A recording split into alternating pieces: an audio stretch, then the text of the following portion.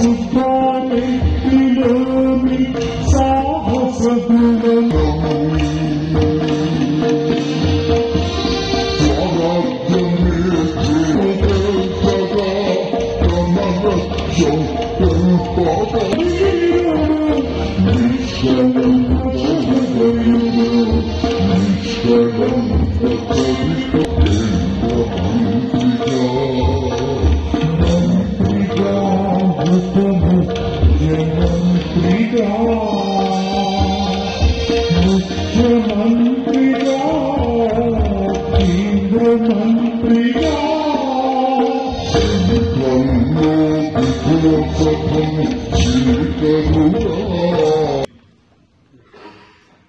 Doctor మర్రి శశిరెడ్డి గారిని ఆవిష్కరించవలసిందిగా కోరుకున్నాను.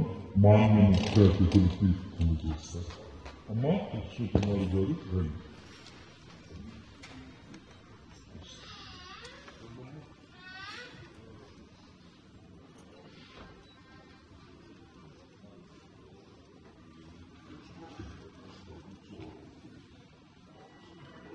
నాయకునికి ఆయన జీవితం ఒక గుణపాఠంగా ఉంటుందని నేను భావిస్తున్నాను. అతి చిన్న వయసులోనే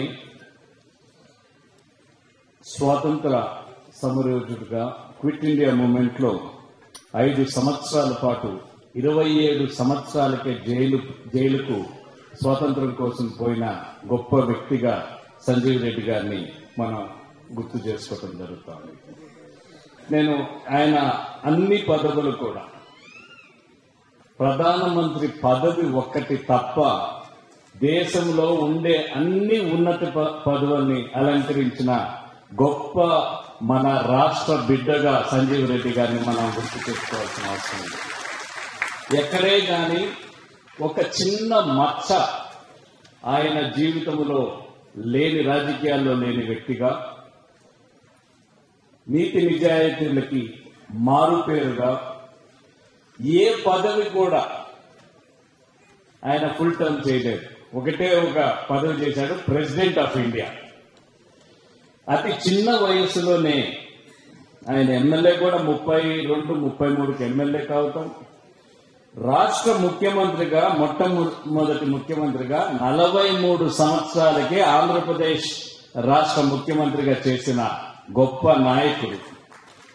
దాని తర్వాత దేశానికి ఏఐసిసి ప్రెసిడెంట్ గా 45-46 సంవత్సరాలకి కాంగ్రెస్ పార్టీ ఏఐసిసి ప్రెసిడెంట్ గా అంతమంది దిగ్గజాల్లో భారతదేశంలో ఉన్నవారిలో ఈయన వారిలో ఒకరిగా ఏఐసిసి ప్రెసిడెంట్ అయ్యారంటే అంత చిన్న వయసులో నిజంగా ఆంధ్రప్రదేశ్ ప్రజలందరూ కూడా ఆయన జీవితాన్ని చూసి మనం గర్వపడే విధంగా ఉన్నదనేది స్పష్టంగా తెలియజేయడం జరుగుతాం.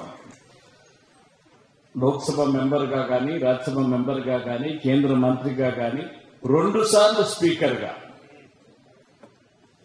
ప్రెసిడెంట్ ఆఫ్ ఇండియాగా ఇన్ని పదవులు ఆయన అలంకరించినా కూడా మనం నిజంగా పార్లమెంట్లో ఇంతవరకు ఆయన స్టాచ్యూ లేదంటే ఖచ్చితంగా స్పీకర్ గారికి, పార్లమెంట్ స్పీకర్ గారికి రాష్ట్ర ప్రభుత్వం నుంచి తక్షణమే ఒక పక్క సంజీవ్ రెడ్డి గారి విగ్రహం పెట్టాలని రాష్ట్ర ప్రభుత్వం కోరుకుంటూ మనం జాబు రాయటం జరుగుతుంది. అదేవిధంగా మొట్టమొదట ప్రధానమంత్రి అయిన పివి నరసింహారావు గారికి కూడా వారి విగ్రహం కూడా పెట్టాలని, ఇద్దరిని పెట్టాలని రాయటం జరుగుతుందనేది తెలియజేస్తున్నాను.